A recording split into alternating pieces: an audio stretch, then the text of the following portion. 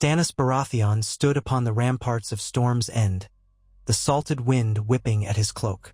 The dark sky churned with clouds, threatening yet another downpour on the ancient fortress that had once withstood the might of the Reach. He had only recently returned from the king's wedding festivities in King's Landing, a lavish, boisterous affair that had done little to ease his own sense of burden. While Robert indulged in revelry and wine, Stannis had received word of a most unexpected proposition. Mace Tyrell, Lord of Highgarden, had offered the hand of his daughter, Margaery, to Stannis Baratheon. It was a match that might have astonished many across the Seven Kingdoms, for Stannis had neither charm nor an extensive fortune to lure a great house like the Tyrells. Yet the Tyrells, with their wealth and their fertile lands, seemed determined to bind themselves to the Baratheons in an unshakable alliance, and King Robert, newly enthroned, had given his enthusiastic blessing. That day, gazing over the courtyard of Storm's End, Stannis allowed himself a rare moment of introspection. He saw the men drilling with swords and spears, heard their shouts echo against the thick stone walls. He had once suffered the long siege under the Tyrell banner, starving for months while Mace Tyrell encircled Storm's End. To imagine that same house proposing their daughter as his bride was a bitter pill, and yet perhaps a necessary one. Stannis was not a man who reveled in fancy. Duty had always been his guiding star.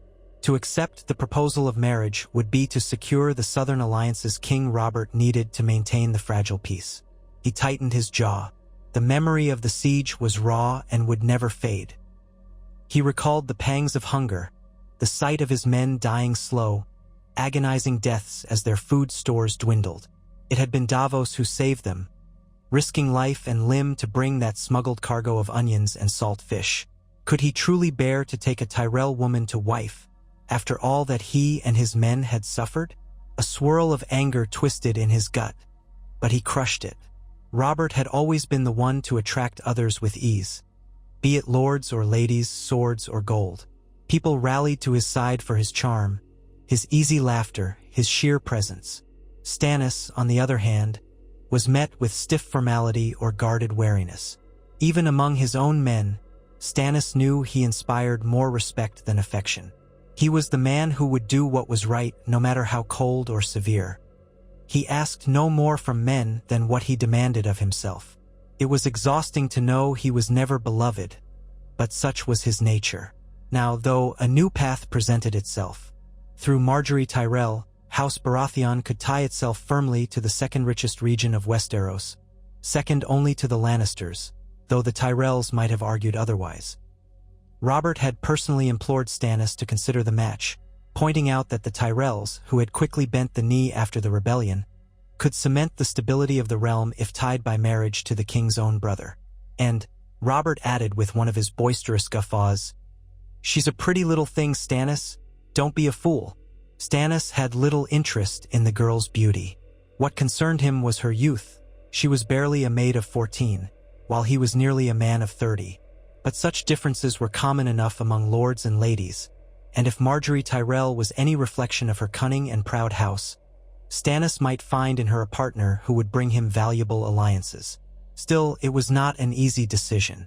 The name Tyrell sat bitter on his tongue. He reminded himself that Margaery had no hand in the siege. She had been a child of few summers at the time. To refuse the marriage on the basis of old hatred would serve no one, least of all the future prosperity of House Baratheon. And so the letters were exchanged, the alliance negotiated, and eventually Stannis Baratheon, Lord of Dragonstone, the king's brother, rode for Highgarden to make good on the arrangement that had been set in motion. On the day of his arrival, the sun was bright, the fields around Highgarden flush with crops and flowers. It stood in stark contrast to Storm's End, gloomed often by sea storms. Highgarden's gates stood open, and as Stannis approached, an escort of Tyrell knights in gleaming armor welcomed him. The entire procession was arranged with the sort of pageantry that only the Reach could provide. Banners of green and gold, the golden rose shining in every corner, minstrels playing lutes and pipes. Stannis found it overwhelming but also effective. Clearly, Mace Tyrell was eager to show off his wealth and power. He even glimpsed Margaery herself, perched on a balcony, dressed in pale blue with her hair braided with gold ribbons. Her smile was courteous, though he thought he detected a flicker of curiosity in her dark eyes. They met for the first time in a perfumed solarium, where Mace Tyrell introduced his daughter as though she were the rarest flower in his gardens. She curtsied deeply, her head bowed in respect. When she rose, Stannis found that she was indeed fair of face, delicate in her features, though there was a spark of intelligence behind her modest, downcast gaze. She spoke softly, yet her words, once said, were meticulously chosen. In her courtesies, Stannis recognized the trademark politeness of the Tyrells, a family used to the art of subtlety. He offered her only a curt nod, swallowing the dryness in his throat. "My lady," he said, his voice devoid of warmth but not unkind. The betrothal had been settled by letter, but it felt strange to stand in front of her, well aware that, soon, they would be man and wife. He was not a man of grand gestures or sweet words, so he simply told her he was honored by the offer of the Reach's daughter and that he would do his utmost to be a dutiful husband. Mace Tyrell beamed, ignoring the plainness of Stannis' speech. The betrothal feast that night was more lavish than anything Stannis would have chosen for himself. The tables in Highgarden's great hall groaned under the weight of roasted boar, stuffed capons, fresh trout from the mander, and pies spiced with cinnamon and saffron. Flowers of every color decorated the hall. Minstrels sang of heroic battles, of storms vanquished, and of love between lords and ladies. Stannis sat stiffly next to his betrothed, glancing occasionally in her direction. Margaery had impeccable posture, her hands folded upon her lap. She conversed with him quietly about small matters.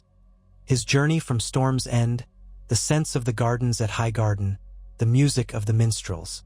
He answered simply, adding little flourish.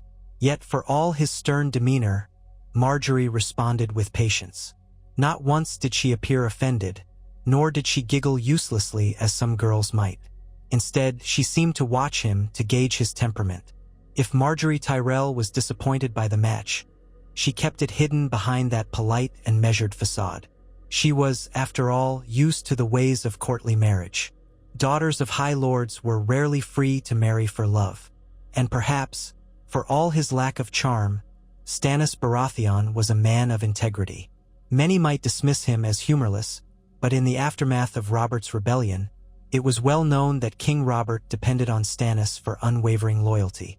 If Margaery was to be queen in all but name at Dragonstone, she might come to appreciate her husband's honesty in a world awash with lies. The wedding took place soon after, the grand ceremony performed under the light of the Seven in the great September of Highgarden, with the High Septon himself traveling south from King's Landing to officiate. The entire castle was draped in gold and green, with a sprinkling of Baratheon black and gold. The smell of fresh roses wafted through the air, blending with incense.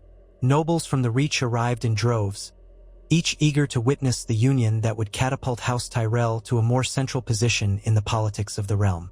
King Robert himself was in attendance, roaring with laughter, hoisting a goblet of wine as he clapped his brother on the shoulder and shouted congratulations that echoed off the sept walls. When they exchanged vows, Margaery's voice was steady, though her hand trembled slightly in Stannis' clasp. He spoke his vows as well in his unyielding monotone, but for all his stiffness, none could doubt his sincerity. He was not a man who lied, even in ceremony. Then Margaery was cloaked in the Baratheon colors, black and gold, indicating that she was now his and under his protection. When they emerged from the sept, the cheers from the assembled crowd were thunderous, and Margaery smiled that charming smile, regal and calm. She looked every inch the grand lady. Stannis, meanwhile, wore a solemn expression, but he did not try to hide the fact that he was proud. There was no joy in him, for he was not a man who placed value on spectacle, but there was a certain sense of satisfaction that the realm would benefit from this union. That was what mattered to him. Over the next few weeks, Stannis lingered in Highgarden at Mace Tyrell's request. Celebrations continued daily, hunts were organized in the dense forests, and the evenings were filled with music and dancing. It was tradition that the newly wedded couple remain close at hand, so that the Tyrell bannermen and various important figures of the Reach could meet their new lord and lady. Stannis deemed half the festivities unnecessary, but Margaery navigated them with grace. She introduced him to her cousins, her uncles, and to the knights loyal to the Tyrell cause. She smiled readily but never quite overstepped. She spoke frequently of the prosperity of the Reach, emphasizing how it might be extended to benefit Dragonstone and Storm's End. Stannis began to see her as more than a political prize. She was, in her way, a diplomat, capable of reading the men around her and adjusting her words to suit them. She did not attempt to manipulate him, at least not overtly, but she was keen to gently remind him of all the good that might come from a harmonious partnership. When at last they prepared to depart for Dragonstone, Mace Tyrell put on a grand farewell feast, with the king present. King Robert was near speechless with delight. He toasted Stannis with flagons of wine, teased Margaery good-naturedly, and boomed, "You'll have your children rule the seas and the fields both, brother. Ha! Think on that." The entire hall erupted in laughter, though Stannis's lip twitched only slightly, a poor imitation of a smile. He glanced at Margaery, who accepted the jests with a flushed, poised grace, and he thought for a moment that perhaps this was not the worst turn of fate. He would do his duty as husband, and she would do hers as wife. So it had ever been among the great houses. They set sail from the arbor not long after, the Tyrell ships accompanying their lord and lady as far as Tarth. The journey was smooth, the weather fair. A good omen, men whispered. The sea breezes were pleasant, though Margaery wrapped herself in a cloak to keep warm on the deck of the ship. Stannis, ever vigilant, would stand by the prow, scanning the horizon as if expecting some threat. Margaery occasionally joined him, remarking on the beauty of the sunset or the gulls skimming the waves. He answered with honesty, but rarely with warmth. Still, a sort of peace settled over them in those quiet days at sea. They spoke of the improvements needed at Dragonstone, the conditions of the small folk living near the fortress, and how best to supply the island with the vast agricultural wealth of the Reach. Margaery showed a keen understanding of commerce and distribution, surprising Stannis. He found himself appreciating his wife's intelligence, even if he had little skill in engaging her with the gallant niceties most highborn ladies enjoyed. When at last the dark silhouette of Dragonstone came into view, rising like a forbidding stone dragon out of the sea, Margaery drew in her breath. She had heard tales of the grim fortress, once the seat of House Targaryen.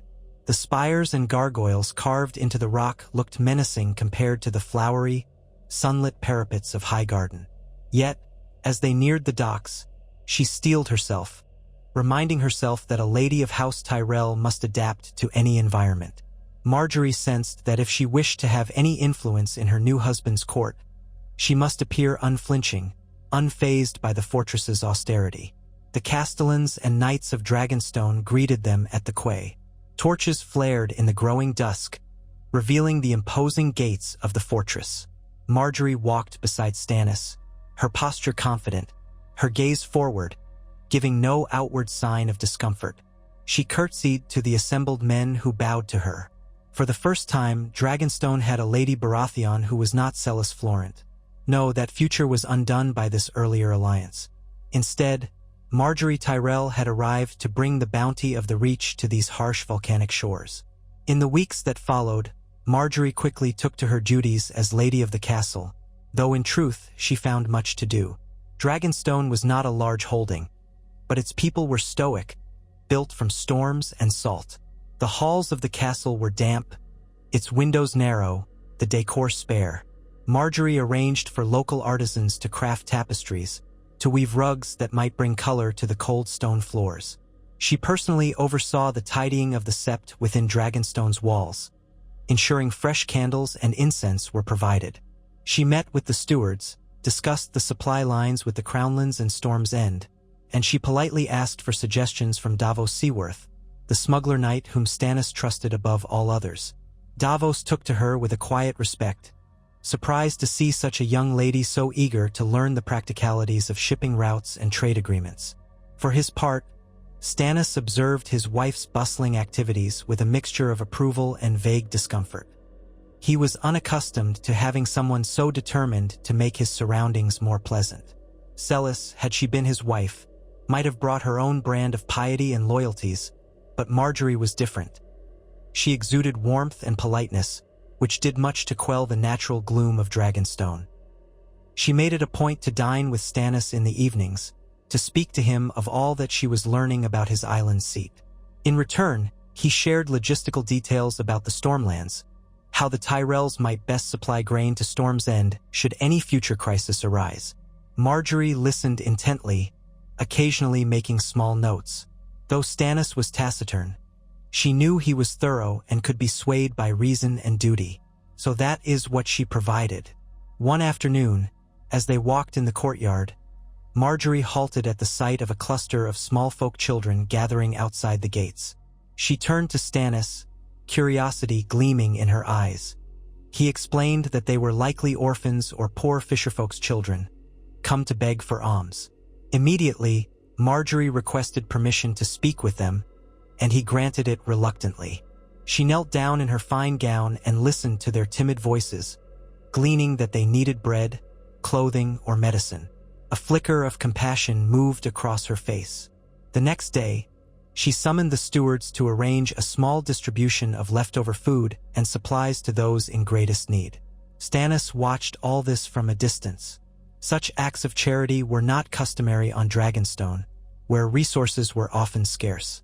But Margaery insisted that a token of generosity from their lord and lady would inspire loyalty among the small folk.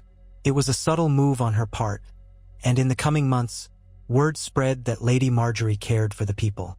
The small folk, grateful, began to speak kindly of the stern lord who had chosen such a gentle-hearted wife. It was the first time that Stannis had experienced a hint of genuine affection from those under his rule. He found the shift disconcerting but not unwelcome. If Margaery's presence brought such goodwill, then he would not stand in her way. All the while, King Robert's reign pressed on in King's Landing. News traveled swiftly through ravens. Stories of the king's lavish tournaments, his feasts, and the uneasy tension with House Lannister, whose seat at Casterly Rock rivaled the Tyrell's wealth. Margaery asked Stannis one evening if his brother would ever require them to move to court permanently. Stannis shook his head. Robert had granted him Dragonstone to hold, and there Stannis would remain, unless the king ordered otherwise. Still, Margaery sensed that the politics of King's Landing might be more complex than either brother realized. She pressed Stannis for details about the Master of Coin, Peter Baelish, or the King's Council, but Stannis said little. He was not a man who relished the intrigues of the capital. But intrigues came as they always did. Within a year of their marriage, rumors began to swirl that the crown was deeply in debt, that Robert's coffers were near empty from excessive spending. Stannis grew concerned. He had no love for the Lannisters, but they were the primary lenders to the crown. If the Tyrells, flush with harvests and gold from the Reach, were to become a counterbalance to Lannister influence, that might bolster House Baratheon's independence.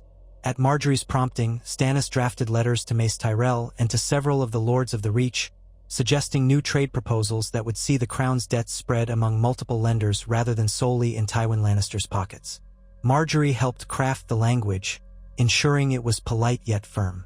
Together, they orchestrated a plan that would gradually reduce the crown's reliance on the West. It was in its own way a quiet coup. Robert was too careless with money to notice or care where the gold came from as long as it came. Tywin Lannister might suspect the Tyrells' growing influence, but even he would not openly begrudge King Robert access to more coin if it kept the realm stable. Over time, the seeds of the Tyrell-Baratheon alliance began to sprout across the Seven Kingdoms. Within Dragonstone, the alliance also began to bear fruit, quite literally. Margaery arranged for shipments of fresh produce from the Reach to arrive regularly, not just for the highborn table but also to be sold affordably to the small folk. Each new vessel docking with apples, pears, grain, and wine brought a taste of bounty to the islanders who had so long subsisted on meager fish and thin farmland yields. The local economy revived, with small merchants turning a tidy profit from the trade. Stannis noted with cautious satisfaction that men who might once have turned to smuggling, like Davos, now had legitimate opportunities in shipping goods from the Reach to Dragonstone. Of course, not every corner of the realm was so peaceful. Word reached Stannis of tensions in the north, where Eddard Stark, Warden of the North, kept vigil against wildling raids beyond the wall. Rumors also spoke of Daenerys Targaryen across the Narrow Sea, married to a Dothraki warlord, pregnant with a child who bore the blood of dragons. Though Robert occasionally ranted about Targaryen heirs who might return to claim the throne, Stannis saw no immediate threat.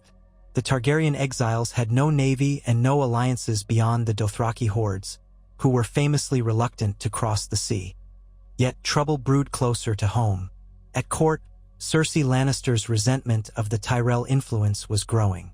She disliked that Margaery Tyrell, though not often at court, had gained such a position of power in the eyes of the realm by wedding the king's brother. Cersei had intended for her own children to secure alliances across the Seven Kingdoms. Now, with the Tyrells so firmly bound to Stannis, House Lannister found itself overshadowed. Jaime, her brother, had once quipped that the Tyrells were more apt to strangle them in vines than meet them in battle, and Cersei was beginning to feel the choking hold of the Reach's presence in the capital's finances. None of this political tension escaped the notice of Varys, the master of whisperers. His little birds reported that the dynamic in King's Landing was shifting. By extending lines of credit through the Tyrells, Stannis had inadvertently curtailed the Lannisters' ability to exercise full control over Robert's debt. Varys soon informed the king's hand, Jon Arryn, who weighed the significance quietly. Jon Arryn, an old man by then, recognized that while House Baratheon might benefit from such a partnership, it also placed Stannis in a precarious position. The realm saw him as the king's stern shadow, but he was now the one holding the purse strings that fed Robert's extravagances. Eventually, events took a darker turn when Jon Arryn died under mysterious circumstances. The Hand's death cast a pall over the court, and Robert hastily named Eddard Stark as the new Hand, pulling him south from Winterfell. With Lord Stark's arrival, a chain of events was set in motion. Ned Stark discovered troubling details about the lineage of Robert's children, concluding that they were bastards sired by Jaime Lannister rather than the king. As in the canonical timeline, Ned Stark's honorable nature compelled him to confront Cersei directly, warning her to flee before Robert could learn the truth. But the wheels of fate were already spinning. Robert suffered a fatal hunting accident, perhaps contrived, perhaps truly an accident, and on his deathbed, he named Ned as protector of the realm until his heir came of age. That heir, presumably, was Joffrey Baratheon, but Ned Stark, steeled by his discovery, refused to acknowledge Joffrey's claim. Instead, the Hand tried to maneuver the king's will to install Stannis Baratheon, Robert's true heir by blood, upon the Iron Throne. Ned Stark had expected reluctance from the lords of the land. After all, Stannis was not beloved. But he had not accounted for the newfound alliance between House Tyrell and House Baratheon.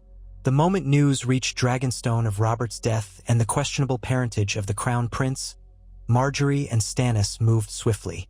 Ravens flew from Dragonstone to Highgarden, and the Tyrell bannermen prepared for war. Mace Tyrell, though not the most cunning of men, was nonetheless eager to place his daughter upon the Iron Throne as queen consort. If Stannis claimed the throne, then Margaery would be queen indeed. A lifetime of living under the overshadowing wealth of House Lannister had taught Mace that this was his grand opportunity to supplant the lions with the rose. The Tyrell armies began to muster at Bitterbridge and along the Mander. Loras Tyrell, the famed Knight of Flowers, stood at the forefront of the cavalry. Randyll Tarly, one of the finest battlefield commanders in the Seven Kingdoms, began fortifying positions that would allow a swift march on King's Landing.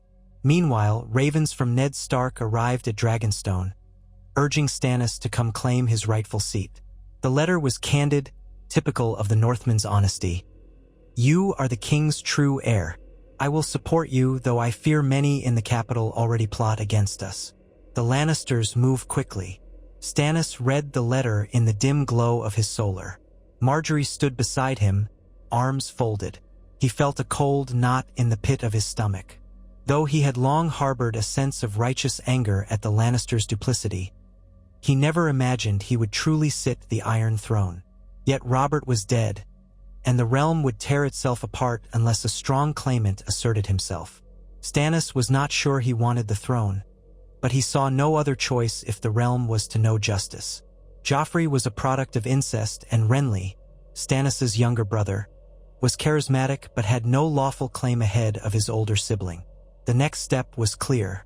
Stannis announced his claim, sending out ravens throughout the Seven Kingdoms. Upon the death of King Robert Baratheon, I, Stannis of House Baratheon, Lord of Dragonstone and rightful heir, declare myself King of the Undulls, the Rhoynar, and the First Men. Margaery penned an accompanying letter to her father, urging him to move decisively to King's Landing, but only upon Ned Stark's signal.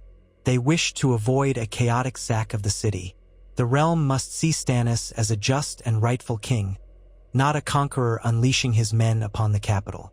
Renly, who had also been vying for power, was caught off guard by this well-timed alliance. In the original timeline, Renly had married Margaery and marched with the Tyrells. Here, Margaery was already wed to Stannis. Renly found himself sidelined, with none of the Tyrell might at his back. Though he tried to muster supporters in the Stormlands, many of the Stormlords recognized that Margaery Tyrell was a symbol of the greatest alliance to be had. Even if Renly was more personable, Stannis was the rightful heir, and the Tyrells had thrown their weight behind him. Faced with the combined might of the Reach, the pious loyalty of the North through Ned Stark, and the lawful claim of Stannis, Renly hesitated. Some Stormlords followed him out of personal preference, but more declared for the new King Stannis. War was imminent. Cersei Lannister in King's Landing had seized power by crowning Joffrey and taking Ned Stark prisoner. The Lannister forces arrayed around the capital were strong, but not nearly enough to combat the full fury of the Reach. Tywin Lannister, alarmed, marched from the west with as many men as he could muster, hoping to intercept the Tyrell host. Meanwhile, Tyrion Lannister scrambled to maintain alliances in the capital, but the coin from House Tyrell was no longer forthcoming. The crown had grown reliant on the new lines of credit arranged by Margaery and Stannis, which were now obviously cut off from Joffrey's cause. With each day, King's Landing grew more volatile. The small folk, frightened by rumors of impending war, rioted in the streets. Cersei doubled the gold cloaks patrolling the city, but discontent simmered. The city had recently endured the lavish spending of Robert's tournaments and feasts. Now, with no new coin, bread grew scarce. Whispers in Flea Bottom claimed that the true king, Stannis Baratheon, would soon come with the rose banners behind him to feed the starving. Sel's words began changing sides, quietly pledging loyalty to whichever force seemed most likely to prevail. When at last word reached Dragonstone that Ned Stark had been executed in the Great September, beheaded under Joffrey's sadistic whim, Stannis's jaw clenched with fury. He had respected Eddard Stark. For all their differences, Ned was a man of honor, the same man who had tried to proclaim Stannis as rightful heir. That Joffrey had killed him was an outrage. Margaery, for her part, paled at the news. She recognized it as the final spark that would ignite the war in earnest. The North would rise for vengeance, and the Tyrells and Baratheons would converge on the capital to depose the boy king and his mother. "We must move swiftly," she told Stannis in the privacy of their solar, "before Lord Tywin can rally the West to his side. The city is in chaos. If we press the advantage, we can be within the gates before they mount a proper defense." Stannis nodded grimly. He signaled for the fleets of Dragonstone to sail for the Blackwater Bay. If he could take control of the port, the Tyrell army marching from the south could converge in a pincer movement with his own forces landing near the city. Davos Seaworth would command a portion of the navy, and Margaery insisted she would ride with her father's host. There was some debate about a queen traveling with the army, but Margaery's presence would be a rallying symbol for the Reach. Eventually, Stannis conceded. He would trust her to guide the Tyrell banners with the cunning she had displayed so far. Thus the War of the Five Kings, though here it might be the War of Four, as Renly's claim was overshadowed, began in earnest. Robb Stark in the north raised his banners for independence, blaming the crown for Ned Stark's death. He marched south, capturing Jaime Lannister at the Whispering Wood, while Tywin retreated toward Harrenhal to regroup. Meanwhile, Stannis' fleet arrived off the coast near King's Landing. The gold and black banners of House Baratheon fluttered in the salty wind, joined by smaller ships from Dragonstone. King's Landing was ill-prepared. The Lannisters had counted on the Redwyne fleet or the Tyrells to stand aside, but that was a fool's hope. Instead, as the Tyrell host marched up the Rose Road, led by Mace Tyrell and Randyll Tarly, Loras Tyrell at their head, the city's southern gates were threatened. Ser Jaime was no longer able to ride to the city's defense, and on the waters of Blackwater Bay, Stannis' ships blockaded the harbor. Cersei ordered the pyromancers to prepare wildfire to defend the city from a naval assault, but the panic among the city guard grew with each passing day. Within a fortnight, the Tyrell host arrived at the gates of King's Landing. Thousands upon thousands of spearmen, archers, and knights arrayed themselves in the fields outside, a sea of green and gold with pockets of black and gold from the Stormlords who had joined the rightful king. Margaery rode behind her father, wearing armor that was more ceremonial than practical, but it served its purpose of identifying her as the future queen. The small folk peering from the walls saw the same young woman who had once been rumored to be the bride of Renly, but who instead had wedded Stannis. They saw her new sigil pinned beside the golden rose, the crowned stag of Baratheon. Many recognized that if this alliance took the city, bread and coin might flow once more. Stannis made landfall with a portion of his forces at the Mud Gate, capturing it with minimal resistance. The city watch was disorganized, many of its officers bribed or threatened, and some outright deserted. On the second day of fighting, a portion of wildfire was unleashed in the bay upon Stannis' fleet, but Davos had anticipated such a tactic. He had anchored the main portion of the fleet farther out, sacrificing only a few smaller ships to the green flames. Meanwhile, Tywin Lannister, hearing of the approach of the Tyrell host, had marched at haste from Harrenhal, but he was intercepted on the march by Robb Stark's outriders, who harried the Lannister rearguard and delayed their progress.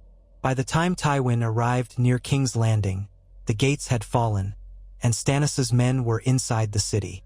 The sack that followed was far less bloody than what might have been.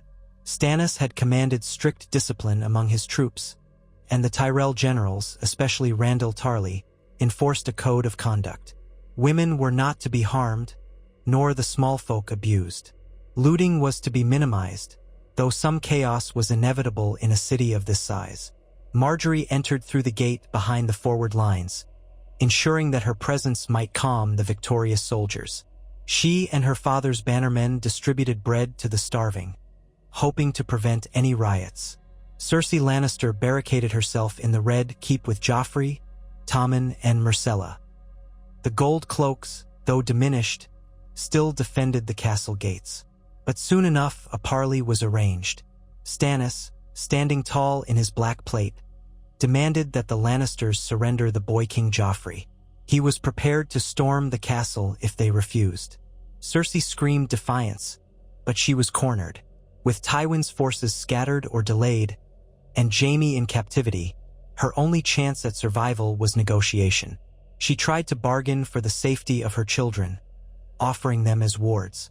Stannis was unmoved in outward expression, but Margaery leaned close and murmured that the small folk might see a measure of mercy as a sign of a just king. If they executed Joffrey, the boy with Lannister blood, they might create a martyr among some corners of the realm. Instead, she advised spare the children but remove their claim entirely. Stannis listened. Eventually, he granted safe passage to Tommen and Myrcella. Joffrey, as the eldest, was more problematic. He had directly ordered Ned Stark's death. Many in Stannis' camp, including the loyal Northmen who had joined after Ned's beheading, clamored for his head. In the end, Joffrey was tried in a hurried tribunal, presided over by lords from the Reach, the Stormlands, and a handful of neutral parties. He was found guilty of regicide, for Robert's death was, by rumor, orchestrated by Cersei and Lancel Lannister, and for murder of the hand of the king. The boy was executed quietly, away from the crowds. Cersei wailed, and curses were thrown, but she was seized and placed under guard, a prisoner of the new king. The Iron Throne, that imposing seat forged by Aegon the Conqueror, now belonged to Stannis Baratheon.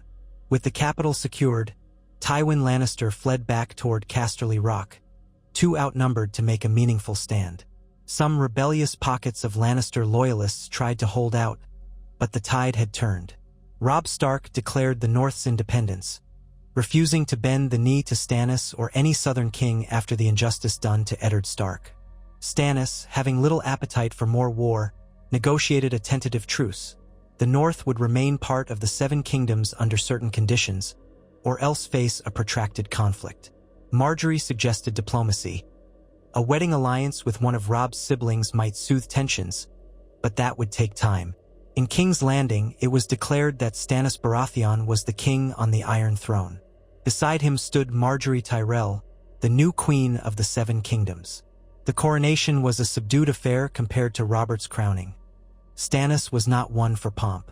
Still, Margaery ensured that the city was cleaned of the last vestiges of chaos, that bread was distributed, and that the Great September was decked in flowers. With a steady voice, the High Septon placed the crown upon Stannis's head, proclaiming him the rightful ruler. The crowd cheered, though perhaps with more relief than actual joy, for they had seen enough violence. When Margaery knelt to receive her own crown, there was a hush of anticipation. The moment the delicate gold and rose circlet touched her hair, a roar went up. The small folk had come to appreciate the open-handed generosity of the Tyrell queen. In the days that followed, the city gradually returned to a semblance of normal life. Tyrell soldiers patrolled the streets, ensuring order, and shipments of grain from the Reach arrived daily, distributed at affordable prices. The black banners of House Baratheon hung beside the golden roses of House Tyrell from the Red Keep's battlements. Merchant ships from Old Town docked with goods, as the crown needed to rebuild the war-torn city. Coins exchanged hands and the local markets revived. Many breathed a sigh of relief. If Stannis was humorless, at least he was just, and if Margaery was cunning, at least she was generous. Yet the realm was not entirely at peace. The North still smoldered with resentment over Ned Stark's death and the bloodshed. Robb Stark's victories against the Lannisters had given him a taste of independence. In the Riverlands, the remnants of battles had left farms in ruin. House Greyjoy, seeing an opportunity, stirred on the Iron Islands. There was also a new threat from the east. Reports that Daenerys Targaryen lived still, and that she had hatched dragons. Rumors flooded in of 3 newborn dragons flying in the skies over Essos. Across the narrow sea, many exiled lords whispered that perhaps the Targaryen line might retake Westeros. For the moment, however, King Stannis turned his attention to consolidating his rule. With Cersei as a captive, and Tommen and Myrcella placed under the watchful care of the Red Keep's wardship, the Lannister threat was mitigated. Tywin, outraged, holed himself up in Casterly Rock, rallying what remained of his banners. But the West alone could not break the might of the Crown and the Reach combined. The old lion was cornered, and Stannis gave him a simple choice: surrender and bend the knee, or face a united host of Tyrell, Baratheon, and Crownland forces. Tarly marched to the borders of the Westerlands to show the new king's resolve. While the kingdom's armies maneuvered, Stannis faced the challenge of governance in the capital. He was not a man who enjoyed feasts, but he recognized that a certain measure of diplomacy was required to maintain alliances. He kept Margaery close by his side, for she had shown an unmatched ability to soothe tensions among the lords. She hosted small gatherings in the Red Keep's gardens, inviting key nobles from the Crownlands and the Reach. She listened to their concerns about the city's sanitation, the breakdown of trade with the Westerlands, the shortage of coin to pay certain soldiers. She then relayed these matters to Stannis, along with potential solutions. More than once, Stannis found himself leaning on her counsel, though it was often couched in polite disclaimers so that his pride was not bruised. The common folk, for their part, grew more accepting of the new regime as the weeks turned into months. There were bread and fish in the markets again, justice in the streets, and a merciful end to the chaos. Yes, the war still simmered in distant corners, but King's Landing had avoided a protracted siege or a brutal sack. Stannis oversaw daily operations with the same meticulousness he once brought to Storm's End. Taxes were collected efficiently, corruption was weeded out where possible, and men who had grown rich under the Lannisters without scruple soon found themselves facing the king's justice. Margaery tempered Stannis' severity with carefully timed gestures of clemency. In so doing, she ensured that the realm would not swing from one extreme Lannister oppression to another Baratheon purges. It was during this time that Renly arrived in the capital under a flag of truce. He had initially raised a claim for the throne, but seeing the combined might of Stannis and the Tyrells, and realizing that the realm largely recognized Stannis' lawful right, Renly capitulated. With his easy charm, he managed to salvage some dignity, telling the court that he always loved his brother and had sought only to protect the realm from Lannister treachery. Many lords accepted this narrative. It was convenient for them not to have to fight the popular young Baratheon. Stannis, though irritated by his younger brother's past betrayal, decided unity would serve them all better. He offered Renly the position of Master of Laws on his small council, which Renly accepted with a rakish smile.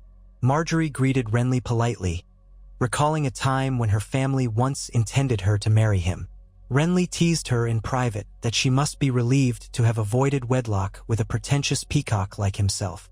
She laughed softly, yet her laugh was always measured. She pointed out, with only a hint of pride, that it was she who wore the crown now. Renly bowed theatrically and kissed her hand, whispering that he was happy she had found her place in the realm. After all, he added, they were both better served by the arrangement that had come to pass. If he envied her position, he did not show it openly. Melisandre of Ashai, a red priestess who had hovered on the periphery of Stannis' circle, did not appear in this new timeline as a close confidant. She had attempted to gain Stannis' ear at Dragonstone in the early days, speaking of the Lord of Light and the Flame's omens. But Margaery's presence had largely diluted Melisandre's influence.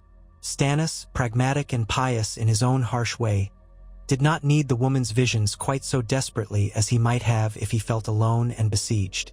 The Tyrell alliance gave him a sense of security, and Margaery's counsel often ran counter to the flaming fanaticism of Lawloress Red Priestess.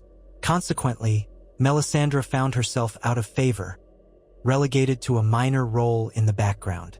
Some whispered that she had left Dragonstone altogether, drifting east once more. Others claimed she had ventured into the Riverlands, searching for some shadowy power. For the moment, the court was free of her unsettling presence. As the capital stabilized, Stannis turned his gaze westward. Tywin Lannister refused to submit and instead threatened to rally the bannermen of the Westerlands, perhaps even forging an alliance with the Greyjoys or the Freys. Meanwhile, Robb Stark waged a campaign of independence, capturing Moat Cailin and severing the north from the rest of the kingdom. Yet the crown no longer had the resources for a two-front war. Margaery argued that it might be wise to grant the north certain freedoms, at least temporarily, and focus on bringing the Westerlands to heel. The realm needed Lannister gold, or, at the very least, needed to neutralize Tywin as a threat. Stannis agreed. An uneasy treaty was offered to the north, promising them reduced taxes and more autonomy so long as they recognized Stannis as king. If they refused, they might face the combined forces of the crown and the Reach in the future. Robb Stark, grieving his father and wary of the Southern Games, hesitated, but he also needed time to consolidate the north. Ultimately, the young wolf accepted the arrangement. The north would remain part of the Seven Kingdoms, but only in name. A tenuous peace was formed. Thus, with the truce in the north, the new king on the Iron Throne marshaled his forces and marched west. Margaery remained in King's Landing to oversee governance, though she sent Loras Tyrell with Stannis. Randyll Tarly commanded the main bulk of the Tyrell army, and the combined host moved along the Gold Road, capturing small Lannister-held castles. At every juncture, they offered terms of surrender, allowing lesser lords to keep their lands if they bent the knee. Many did, seeing the hopelessness of resisting. Tywin Lannister, for his part, retreated to Casterly Rock, the seat of his power. The golden walls of the rock were formidable, but the Tyrells had resources to lay siege for a year if necessary. Meanwhile, the small folk in the west, resentful of extended levies and taxes, began to blame Tywin for the strife. Had he simply recognized Stannis' claim, they reasoned, the region would not now be overrun by Tyrell soldiers. Tywin remained stubborn, refusing to kneel to a man he despised. But the golden mines of the West were not as fruitful as they once were, and facing the combined might of the Crown and the Reach was a far cry from a mere Riverlands rebellion. After a lengthy siege at Casterly Rock, with famine creeping in, Tywin sued for peace. Stannis arrived at the gates of Casterly Rock, accompanied by Tarly, Loras Tyrell, and several other highborn lords. They hammered out a humiliating but peaceful accord. Tywin Lannister was stripped of his office as Warden of the West, though he retained his seat. He knelt before Stannis Baratheon, acknowledging him as king. The old lion's face was stone, his pride shattered. The realm had never seen such a moment. Tywin Lannister, forced to yield. Margaery, who received the news in King's Landing, wasted no time sending gifts of grain and supplies to the Western lords, determined to show them that a kinder hand now held the reins of the realm.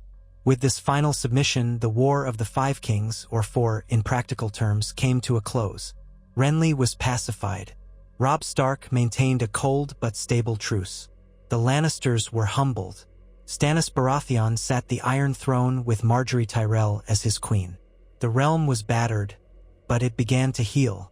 Trade resumed, coins circulated, and after years of turmoil, a hush of relief settled over the land. Still, the challenges loomed. Daenerys Targaryen, with 3 dragons at her command, was rumored to be forging alliances in Essos. The Greyjoys, ever restive, might rise again. The religious sects in the capital chafed at the memory of the Red Keep's violent changes in regime. And beyond the wall, dark rumors spread of White Walkers stirring in the cold wastes. Yet, for the moment, the Iron Throne was held by a just though severe king, tempered by a clever, compassionate queen. Their alliance had reshaped the destiny of Westeros. Men told the story of how a solemn Baratheon and a bright Tyrell had joined houses, dethroning the false King Joffrey and ending the Lannisters' unchallenged dominance. In the years to come, Margaery grew into her role as queen with confidence. She maintained correspondence with her father in Highgarden, ensuring that crops were always bountiful in King's Landing. She expanded the capital's orphanages and septs, forging a legacy of benevolence. She also arranged for alliances through courtly marriages, weaving a tapestry of loyalty that bound the Stormlands, the Reach, and parts of the Crownlands tighter than ever before. Stannis, still laconic and stern, found solace in the order he enforced. The realm slowly came to appreciate his sense of justice. Some, of course, still whispered that he was too cold, too rigid, but the longer he ruled, the more they recognized that no one could buy his favor. If he punished corruption among his own men, he did so equally among his enemies. The Iron Throne had rarely known such unwavering conviction. He kept a close watch on the rumors of Daenerys Targaryen, uncertain whether the realm would face a new dragon invasion. But for the moment, no ships bearing Targaryen sails landed on Westerosi shores, and the immediate threat subsided. In time, Margaery bore Stannis a daughter, whom they named Lyanna, a nod to no one in particular but chosen for the pleasant melody of the name. The child had a tuft of dark hair but the warm brown eyes of the Tyrell line. The realm celebrated the birth of a Baratheon princess, for it promised continuity and further stability. Margaery sat with the babe in her solar, day after day, thinking of the future. She had done her duty as queen, forging alliances and ensuring peace. But she also saw the shape of a new generation forming. A child of both Baratheon determination and Tyrell diplomacy, reared in a kingdom that had narrowly avoided the conflagration of endless war. When the child was old enough to toddle, Margaery placed a single rose in her small hand, pressing the petals gently so the babe could feel their softness. She guided the tiny fingers so the thorns would not prick them, murmuring that one must always be mindful of the hidden dangers. She thought often of how differently events might have transpired if she had wed Renly, or if Stannis had refused the Tyrell marriage. The realm might have descended into a war even bloodier than the one they had just endured. But the Seven, or perhaps chance, had ordained a different path. One that brought the Reach's bounty early to House Baratheon, and with it, a measure of stability to a land prone to tearing itself apart. Stannis seldom showed open affection, But on rare occasions, Margaery found him watching her with something resembling gratitude, perhaps even a quiet respect. If he never declared his love in flowery words, he at least demonstrated that her counsel was valued, her presence needed. She was the queen to his king, the rose to his stag. In hushed, private moments, when the windows were shuttered and the fortress was quiet, he might place a hand upon hers and simply remain there, as if the contact was enough to express what he could not voice. Outside the capital's walls, in the bustling streets of King's Landing, the common folk recounted the story of how the new queen fed the orphans and kept the city from starvation. They recalled how the new king drove out the false boy King Joffrey, and the ballads told of a time when the darkest storms and the most treacherous intrigues were all weathered by the unlikely union of the sullen Baratheon lord and the gracious Tyrell maid. And so it was that Stannis Baratheon, driven by duty, and Margaery Tyrell, guided by her keen understanding of hearts and minds, wove a new chapter in the history of Westeros. If their marriage had begun in distant politeness, it grew into a practical partnership, one that, at least for a time, shielded the Seven Kingdoms from plunging into utter darkness. The final judgment of their reign would belong to the historians and singers yet to come, who might one day say that the harsh, unbending iron of duty and the soft, cunning bloom of diplomacy together forged a realm strong enough to withstand the trials that forever lurked beyond the horizon.